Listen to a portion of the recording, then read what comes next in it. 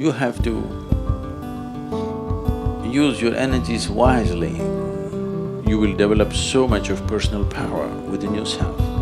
You walk like a king because the power within you makes you walk like that.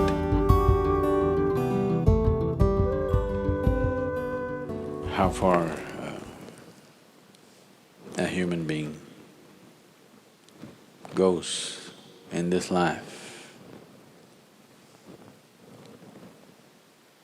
materially, spiritually, or in whatever dimension, essentially depends on with how much energy he can crackle. Yes. There's a whole lot of people with lots of energy, but there is no wisdom or the necessary systems within themselves to transform this energy into a kind of a personal power. Power is not about somebody else, power is about you.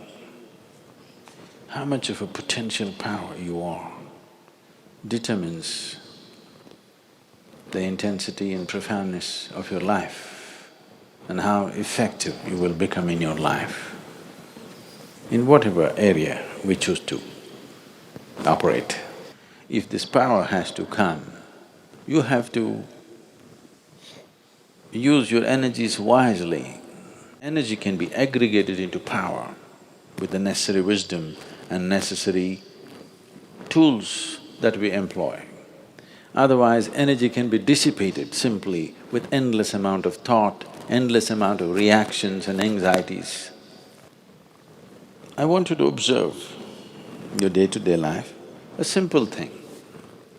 Just let's say, how many words do you utter in a day? You never counted? Oh, you should. You should.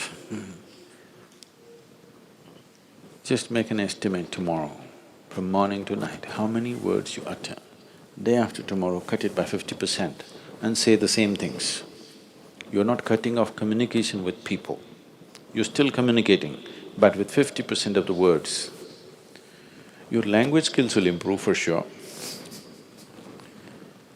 And you will see, you will develop so much of personal power within yourself. See, there is scientific evidence to show at least 20% of your energy right now, as you sit here in a restful state, is being consumed by your brain. If you bring this down, that your brain is not unnecessarily fluctuating and, hopping mad all the time, if it learns to be still and do only what's needed, an enormous sense of personal power will develop. You can't do this with your mind right now. If you try to stop it, it'll hop even more crazy. At least do it with your body. Your words and your physical movements, reduce it by 50%. If you want to look at this, look at this. If you want to look at that, look at that. Don't do this.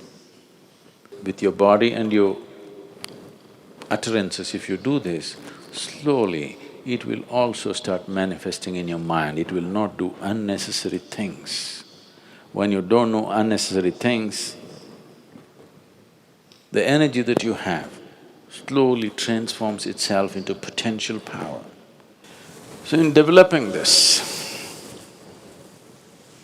the asanas that you practice, the Surya Namaskar that you do, if you're doing, or whatever other kriyas and other things that you do, is essentially to develop this power. This should not be dissipated in unnecessary action. Right now you cannot curtail the number of thoughts you're having in your mind. That also can be, if you just bring in a reverberation within you, a simple mantra. If this is going away crazy, simply chant for some time, create a certain reverberation. You will see it will generate enormous amount of personal power. Without this power within you, you will not break through dimensions of life. Life, right now, for most people,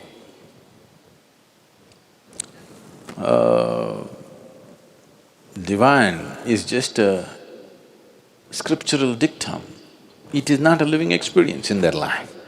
If it has to become a living experience, if something as powerful as the Creator has to come into your experience, there must be some sense of power within you. This must be always understood. Power is not about domination. Power is about becoming effective. Power is about becoming empowered. Only when you carry the potency of this power within you, you walk through this life. It doesn't matter where you're placed in the society. It doesn't matter financially where you are, materially where you are, you walk like a king because the power within you makes you walk like that.